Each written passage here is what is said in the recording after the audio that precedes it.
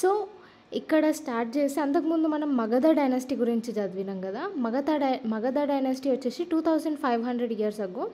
So Magadha డైనాసిటీలో last ruler వచ్చేసి మహాపద్మనందాని డిఫీట్ చేసింది చంద్రగుప్త మౌర్య అనమాట. సో మౌర్యన్ డైనాసిటీకి పునాదులు వేసింది చంద్రగుప్త మౌర్య.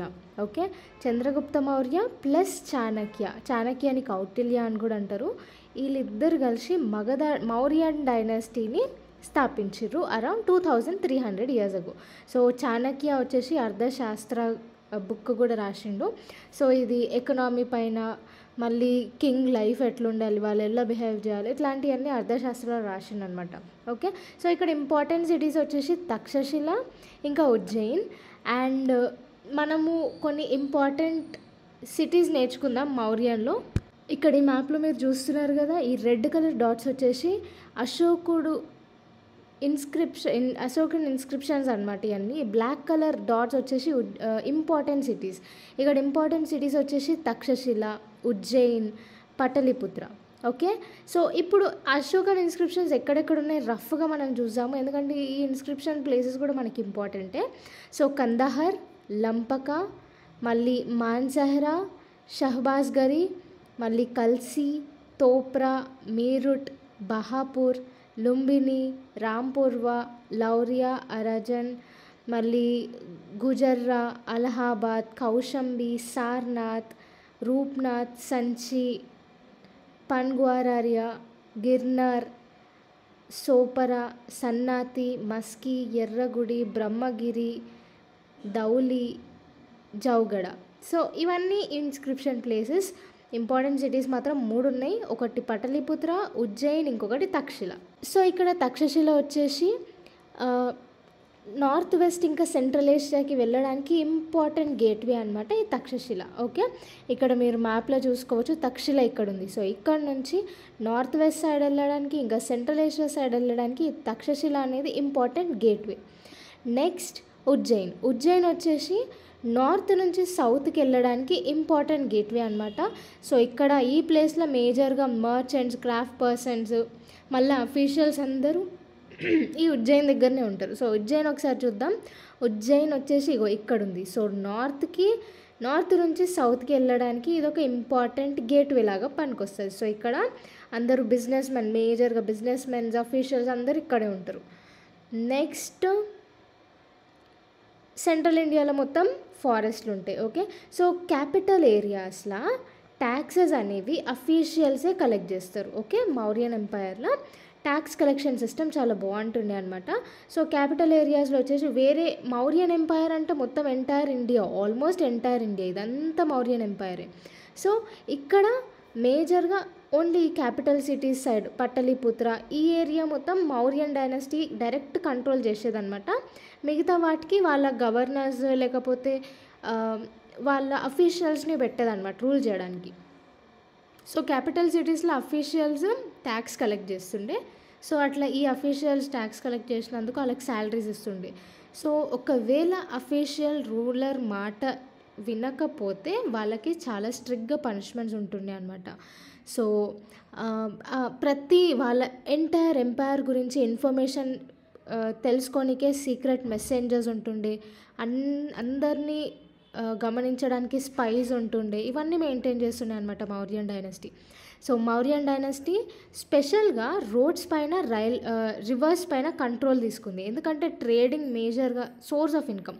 సో ఆ ట్రేడింగ్ అనేది ఈ రివర్స్ పైన రోడ్స్ పైన ఎక్కువ జరుగుతుంటుంది కాబట్టి ఈ రెండింటి పైన కంట్రోల్ తీసుకోవడం వల్ల వాళ్ళకి ట్యాక్స్ రూపంలో చాలా అమౌంట్ వచ్చేది అనమాట. సో అర్థశాస్త్ర ప్రకారం నార్త్ వెస్ట్ దగ్గర మనకి బ్లాంకెట్స్ ఎక్కువ మంచిగా దొరికేవంట. సౌత్ ఇండియాలో గోల్డ్ ఇంకా ప్రెషర్ స్టోన్స్ దొరుకుతుండే. సో ఫారెస్ట్ రీజియన్ ఉండే పీపుల్ కూడా ట్యాక్స్ కడుతుండే. ఎట్లా ట్యాక్స్ కడుతుండే అంటే వాళ్ళు అఫీషియల్స్కి ఎలిఫెంట్స్ ప్రొవైడ్ చేసేది, టింబర్ ప్రొవైడ్ చేసేది, హనీ ప్రొవైడ్ చేసేది, వ్యాక్స్ ప్రొవైడ్ చేసేది. ఓకే, సో ఈ ఎలిఫెంట్స్ ఎందుకు అంటే ఎలిఫెంట్స్ని వీళ్ళు ట్రైన్ చేసి వీళ్ళ ఆర్మీలకు యూజ్ చేస్తుండే. అట్లా అలెగ్జాండర్ ద గ్రేట్ వాళ్ళ సోల్జర్స్ కూడా ఇట్లాంటి పెద్ద ఆర్మీని చూసి భయపడుతున్నాయి అనమాట. సో నెక్స్ట్ వచ్చేసి అశోక. సో అశోకానే ఫస్ట్ రూలర్. ఆయన మెసేజెస్ అన్నీ ఇన్స్క్రిప్షన్ రూపంలో ఆల్మోస్ట్ మనకి మ్యాప్ చూస్తున్నారు కదా, ఇంత ఇది దీనికంటే ఎక్కువ, ఓన్లీ ఇంపార్టెంట్ ఇన్స్క్రిప్షన్స్ మాత్రమే ఉండే. సో ఇంత ఓవరాల్ ఇండియాలో ఆయన ఇన్స్క్రిప్షన్స్ చెక్కించినాడు అనమాట మెసేజ్ పాస్ కావడానికి. అందుకే బుద్ధిజం ఇంత స్ప్రెడ్ కావడానికి కారణం కూడా అశోకుడే. సో ఇన్స్క్రిప్షన్స్ అన్నీ చెక్కించినాడు అనమాట. ఈయననే ఫస్ట్ రూలర్ ఇట్లా ఆయన మెసేజెస్ని ఇన్స్క్రిప్షన్స్ రూపంలో చెక్కించడానికి. ఈయన మేజర్గా ఆర్డినరీ పీపుల్కి అర్థమయ్యేటట్టు ప్రాకృత్ లాంగ్వేజ్ యూజ్ చేస్తుండే, బ్రహ్మిక్ స్క్రిప్ట్ కూడా యూజ్ చేస్తుండే అనమాట. నెక్స్ట్ కళింగ వార్ అనేది ఇది ఒరిస్సా సైడ్, ఇక్కడ చూస్తున్నారు కదా కళింగ, ఒరిస్సా సైడ్ ఈ కళింగ రీజియన్ అనేది ఉంటుంది. సో కళింగ వార్ అనేది అశోకుడు చేసినాడు. అప్పుడు కళింగ కూడా one of the most powerful Kingdom లాగా ఉంటుండే. సో ఈ కళింగ వార్ చేసిన తర్వాత ఆల్మోస్ట్ లక్ష కంటే ఎక్కువ మంది చనిపోవడము, మళ్ళీ 1,500,000 మంది ప్రిజనర్స్ లాగా తీసుకొని వెళ్ళడము, ఇదంతా అశోకునికి చాలా హర్ట్ అయ్యి ఇవన్నీ ఇన్సిడెంట్స్ చూసిన తర్వాత ఆయన వార్ గెలిచిన తర్వాత కూడా ఆయన అవన్నీ వదులుకున్నాడు అనమాట. ఈయననే మొత్తం వరల్డ్ హిస్టరీలో గెలిచిన తర్వాత అది వదులుకున్న పర్సన్ అశోకుడే. ఓకే, సో ఈ వార్ తర్వాత మళ్ళీ అశోకుడు ఏ వార్స్ చేయొద్దని డిసైడ్ అయిపోయినాడు. ఇంకొకటి ఇక్కడనే అశోకుడు ఒకటి ధర్మం అనే ఒక టైప్ ఆఫ్ కాన్సెప్ట్ని తీసుకొని వచ్చిందనమాట. దీనివల్ల ఏంటి అంటే స్పెషల్గా బుద్ధిస్ట్ టీచింగ్స్ అన్నీ ఈ అశోక ధమ్మాలో ఉంటాయి. సో ధమ్మ అంటే ధర్మ. సో ఇదేంటి అంటే అందరు లివింగ్ బీయింగ్స్తోని కైండ్గా ఉండడము, ఇట్లాంటి అన్నీ అశోకుడు ధమ్మంలో ఉంటాయి. సో ఈ కళింగ వార్ తర్వాతనే అశోకునిలో మేజర్ చేంజ్ వచ్చి అశోక ధమ్మ అనేసి తీసుకొని వచ్చిండు. సో మేజర్గా బుద్ధ టీచింగ్స్తోని ఇన్స్పైర్ అయ్యి ఈ అశోకాస్ ధమ్మ అనేది ఉంటుంది. ఓకే, సో ఇది స్పెషల్గా ఒక గాడ్ని వర్షిప్ చేయాలి, లేకపోతే సాక్రిఫైస్ని, ఇవన్నీ ఏం స్ప్రెడ్ చేయదు, సాక్రిఫైస్ని స్ప్రెడ్ చేయదు, ఒక సింగిల్ గాడ్ వర్షిప్ ఇట్లాంటి ఏం స్ప్రెడ్ చేయదు అశోకాస్ ధమ్మ. సో అశోకుడు ఎట్లాంటి ప్రాబ్లమ్స్ ఐడెంటిఫై చేసిందంటే ఎవరెవరైతే పీపుల్ డిఫరెంట్ రిలీజియస్ ఫాలో అవుతారు కదా, సో వాళ్ళకి కొట్లాడుకోవడం ఇది ఒక టైప్ ఆఫ్ స్మాల్ థింకింగ్ అనే క్రైటీరియాలో అశోకుడు చూసిండు. నెక్స్ట్ ఏంటి అంటే యానిమల్స్ని సాక్రిఫైస్ చేస్తున్నారు, ఇదొక ప్రాబ్లంలాగా కనిపించింది. నెక్స్ట్ స్లేవ్స్, సర్వెంట్స్ వీళ్ళందరినీ ఇల్గా ట్రీట్ చేస్తుండే. సో ఇది కూడా అశోకునికి బాధ అనిపించింది. నెక్స్ట్ చుట్టుపక్కలతోని ఫ్యామిలీస్తోని గొడవలు ఇవన్నీ కూడా అశోకునికి చాలా ట్రబుల్ ఇచ్చినున్నాయి అనమాట. సో ఇట్లాంటివన్నీ ప్రాబ్లమ్స్ సాల్వ్ చేయడానికి అశోకుడు అశోకాస్ ధమ్మాని స్ప్రెడ్ చేద్దామనేసి ధమ్మ మహామత్తాస్ని అపాయింట్ చేసిండు. ఈ ధమ్మ మహామత్తాస్ ఏం చేస్తారంటే ఊరూరు తిరిగి అశోకాస్ మెసేజెస్ని స్ప్రెడ్ చేస్తారు. అట్లా స్ప్రెడ్ చేయడం వల్ల ఈ బుద్ధిస్ట్ కాన్సెప్ట్స్ కూడా దీంతోనే ఇన్స్పైర్ చేసుకొని అశోకాస్ ధమ్మ ఉంది కాబట్టి అందరు లివింగ్ బీయింగ్స్తోని కైండ్గా ఉండాలి, యానిమల్ సాక్రిఫైస్ చేయొద్దు, అందరినీ మంచిగా ట్రీట్ చేయాలి ఇంక్లూడింగ్ యానిమల్స్, ఇట్లాంటివన్నీ స్ప్రెడ్ చేసిండు అనమాట. ఓకే, సో అశోక ఆయన ఇన్స్క్రిప్షన్స్ ద్వారా ఆయన మెసేజెస్ని స్ప్రెడ్ చేసిండు, అఫీషియల్స్ని అపాయింట్ చేసిండు, వాళ్ళే ధమ్మ మహామత్తాస్. సో వాళ్ళు ఆ ఇన్స్క్రిప్షన్స్ ఎవరైతే చదవలేని వారు ఉంటారో వాళ్ళ కోసం ఈ ధమ్మ మహామత్తాస్ చదివి ఎక్స్ప్లెయిన్ చేస్తున్నాయి అనమాట అశోకాస్ మెసేజెస్. తర్వాత వీళ్ళ అశోకున్ మెసెంజర్స్ని ఓవర్ అదర్ ల్యాండ్స్కి కూడా పంపిండు అనమాట. సైరియా, ఈజిప్ట్, గ్రీస్ ఇట్లాంటి దేశాలకు కూడా పంపిండు. అందుకే ఈరోజు బుద్ధిజం ఓవరాల్ వరల్డ్ వైడ్ తెలుసు అంటే అది అశోకుడి ఇట్లాంటి ఇనీషియల్ స్టెప్సే. సో వాళ్ళ అశోకుని కొడుకైన మహేంద్ర ఇంకా కూతురైన సంఘమిత్ర వీళ్ళిద్దరిని శ్రీలంక సైడ్ పంపించిండు అనమాట అశోకుని మెసేజెస్ స్ప్రెడ్ చేయమని. సో ఈయన రోడ్స్ కట్టించిండు, మళ్ళీ బావులు తవ్విపించిండు, రెస్ట్ హౌసెస్ ఉంటే రెస్ట్ హౌసెస్ మెయింటైన్ చేసిండు మంచిగా. టూరిస్ట్లకి, ట్రావెలర్స్కి, బాటసారులకి వీళ్ళందరికీ రెస్ట్ హౌసెస్ ఉంటుండే, మెడికల్ ట్రీట్మెంట్ ఇద్దరికి హ్యూమన్ బీయింగ్స్కి ఉంటుండే, యానిమల్స్కి కూడా ఉంటుండే. సో దీంట్లోనే అశోకాస్ ధమ్మ అనే కాన్సెప్ట్ ఎట్లుంటుందో మనం అర్థం చేసుకోవచ్చు. సో అట్లా అశోకుని ధర్మ ఉంటుండే.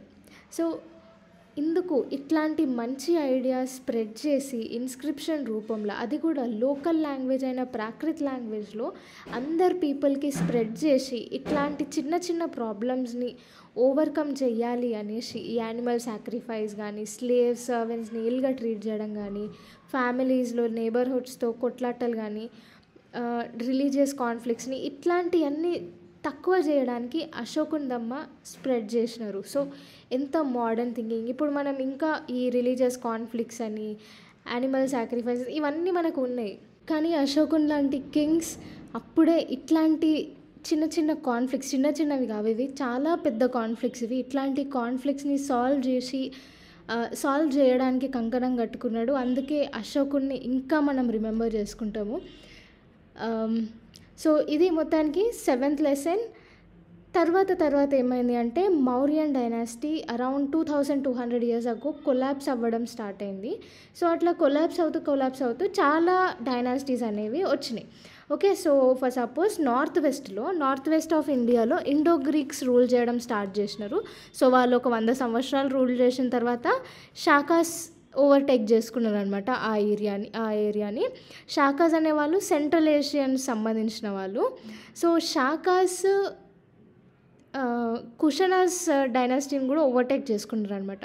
సో కుషనాస్ డైనాసిటీ వచ్చేసి 2000 years ago కుషనాస్ డైనాసిటీ ఉంటుండే. సో అది కూడా షాకాస్ ఓవర్టేక్ చేసుకున్నారు.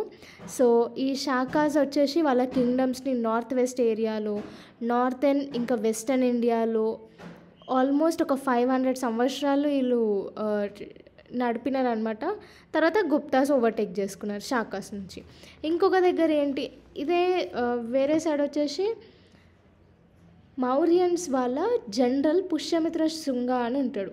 సో ఈయన శుంగ డైనాసిటీ పెట్టిండు. ఓకే, ఒక దిక్కేమో ఇండో గ్రీక్స్ పెట్టిర్రు, ఒక దిక్కేమో శుంగ డైనాసిటీ, పుష్యమిత్ర శుంగ ఆయన కింగ్డమ్ ఎస్టాబ్లిష్ చేసిండు. ఈయన జనరల్ అనమాట మౌర్యన్ డైనాసిటీలో. సో ఆయనను ఓవర్టేక్ చేస్తూ కాన్వాస్ తీసుకున్నారు. కాన్వాస్ నుంచి మళ్ళీ గుప్తాసే తీసుకున్నారు అనమాట. సో ఇక్కడ షాకాస్ దగ్గర షాకాస్కి ఫ్రీక్వెంట్గా ఫైటింగ్ అయ్యేది అనమాట. శతవాహనాస్ వచ్చేసి 2100 yearsలో ఎస్టాబ్లిష్ చేసుకున్నారు. ఆల్మోస్ట్ 400 years శతవాహనాస్ కూడా ఉన్నారు. సో వాళ్ళు కూడా సెంట్రల్ ఇంకా వెస్టర్న్ ఇండియాలో ల్యాండ్స్ ఉంటాయి, వాళ్ళ కింగ్డమ్స్ ఉన్నాయి. సో అట్లా షాకాస్కి శతవాహనాస్కి కూడా టఫ్ కాంపిటీషన్ ఉంటుండే. సో అట్లా మొత్తానికి ఫైనల్గా ఇక్కడ సైడ్ నుంచి గుప్తాసే ఓవర్టేక్ చేసుకున్నారు. తర్వాత 1700 years ఆ టైం పీరియడ్లో వకటకాస్ అనేటోళ్ళు పవర్ఫుల్ అయినారు అనమాట. బోత్ సెంట్రల్ ఇండియాలో, వెస్టర్న్ ఇండియాలో వకటకాస్ పవర్ఫుల్ అయినారు.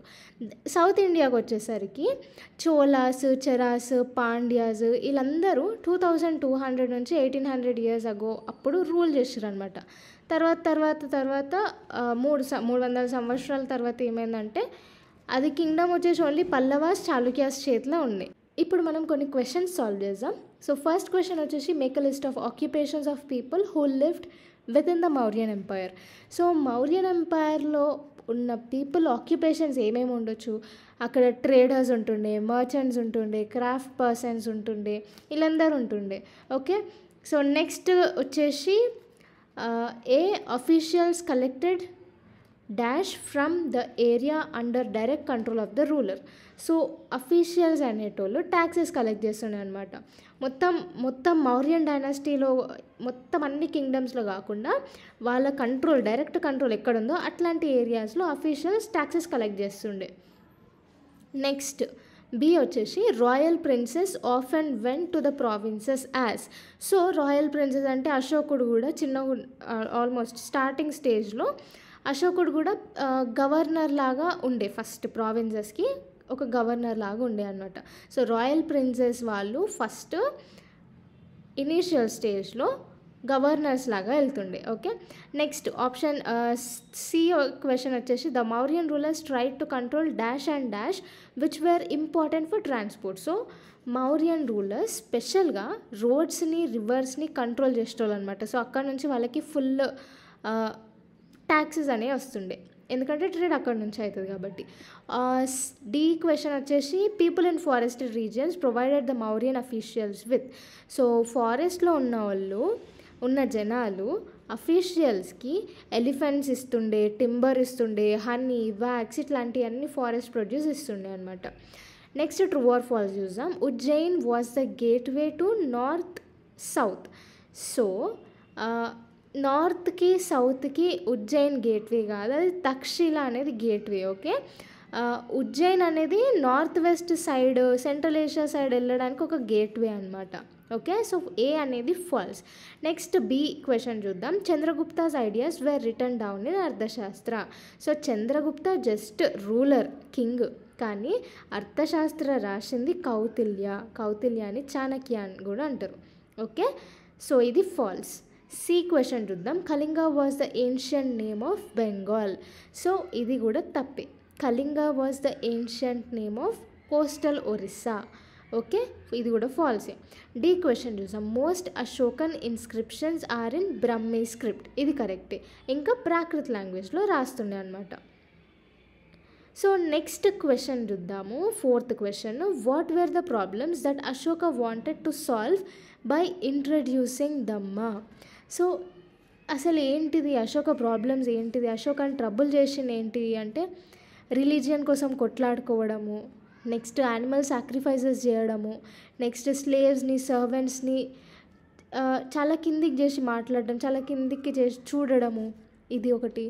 మళ్ళీ చుట్టుపక్కల వాళ్ళతోని, ఫ్యామిలీ వాళ్ళతోని కొట్లాటలు, ఇవన్నీ అశోకాకి ఇట్లాంటి ప్రాబ్లమ్స్ అన్నీ సాల్వ్ చేయాలని ఈ దమ్మా అనేది ఇంట్రడ్యూస్ చేసిండు. ఓకే, నెక్స్ట్ ఫిఫ్త్ క్వశ్చన్ వచ్చేసి what were the means adopted by Ashoka to spread message of dhamma. First వచ్చేసి ఓవరాల్ ఆయన ఎంపైర్లో ఉన్న ఆల్మోస్ట్ అన్ని ప్లేసెస్లో ఇన్స్క్రిప్షన్స్ అనేవి రాపిచ్చిండు.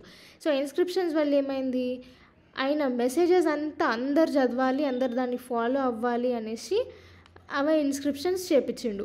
సో చదవని వాళ్ళ కోసం అయితే దమ్మ మహామత్తాస్ని అపాయింట్ చేసిండు అనమాట. సో వీళ్ళు ప్లేస్ టు ప్లేస్ తిరిగి బుద్ధాస్ టీచింగ్స్ని, అశోకాస్ దమ్మాని వాళ్ళు స్ప్రెడ్ చేసిర్రు అనమాట. చదువు రాని వాళ్ళకి ఆ ఇన్స్క్రిప్షన్స్ చదివి అర్థం చేపించారు అనమాట. ఓకే, సో ఇవి వేస్. నెక్స్ట్ ఇదే కాదు, దమ్మ మహామత్తాస్ని వేరే సైరియా లాంటి రీజియన్స్కి పంపిర్రు. అశోకుని కూతుర్ని, కొడుకుని కూడా శ్రీలంక లాంటి దేశాలకు పంపినాడు ఆయన మెసేజెస్ స్ప్రెడ్ చేయమని. So next sixth question. Why do you think slaves and servants were ill treated? Do you think the orders of the emperor would have improved their condition? Give reasons for your answer. So ఒకటి first వచ్చేసి స్లేవ్స్ని, సర్వెంట్స్ని ఇల్ treat చేసేవాళ్ళ అంటే అప్పుడు అట్లాంటి situation ఉంది కాబట్టి స్లేవ్స్ని, సర్వెంట్స్ని వాళ్ళ ఆస్తుల్లా భాగం అనుకునేవాళ్ళు. అశోకుడు కూడా కళింగ వార్ చేసినప్పుడు ఓవర్ 1.5 lakh పీపుల్ని ప్రిజనర్స్ లాగా తీసుకొని పోయినారు. సో అవి అట్లాంటిదంతా చూసి కొన్ని రోజుల ముందు వీళ్ళందరూ వాళ్ళ ఫ్యామిలీతోని మంచిగా లైఫ్ స్పెండ్ చేస్తుంటే సడన్గా ఈ వార్ అయిన తర్వాత వాళ్ళ ఫ్యామిలీ వాళ్ళని కోల్పోయి వాళ్ళు చాలా మెంటల్గా వీక్ అయిపోయి స్లేవ్స్ లాగా, సర్వెంట్స్ లాగా వేరే రాజ్యాలకు వస్తున్నాయి అనమాట. సో అట్లాంటి స్లేవ్స్ని, సర్వెంట్స్ని చాలా ఇల్ ట్రీట్ చేస్తున్నాయి అనమాట ఆ కాలంలో. తర్వాత ఎంపైర్ ఆర్డర్ చేస్తే ఆ కండిషన్ ఇంప్రూవ్ అవుతుండేనా అని అడిగినారు. సో ఎంపైర్ ఆర్డర్ చేసినా కానీ ఆ కండిషన్ మాత్రం ఎక్కువ కాలం ఉండకపోతుండే. ఓకే, సో ఎందుకు అని అంటే యాక్చువల్గా ఇది ఎవరిని ఫోర్స్ చేస్తేనో మనం సొసైటీని చేంజ్ చేయలేము. పీపుల్లో మార్పులు తేవాలి. అట్లాంటి మార్పులు తేవాలంటే వాళ్ళకి అశోక దమ్మా లాంటి మెసేజెస్ అనేవి స్ప్రెడ్ చేయాలి, వాళ్ళకి అర్థమయ్యేటట్టు చెప్పాలి, కైండ్గా ఉండాలి, ఇట్లాంటివన్నీ స్ప్రెడ్ చేయాలి ఇట్లాంటి మెసేజెస్. సో అశోకుడు ఆర్డర్ చేయడం వల్ల మనుషులు మారుతాడని అనుకోలేదు. అందుకే ఆయన దమ్మాస్, అశోక దమ్మా ఇన్స్క్రిప్షన్స్, దమ్మ మహామత్తాస్ ఇవన్నీ ఇంట్రడ్యూస్ చేసిండు.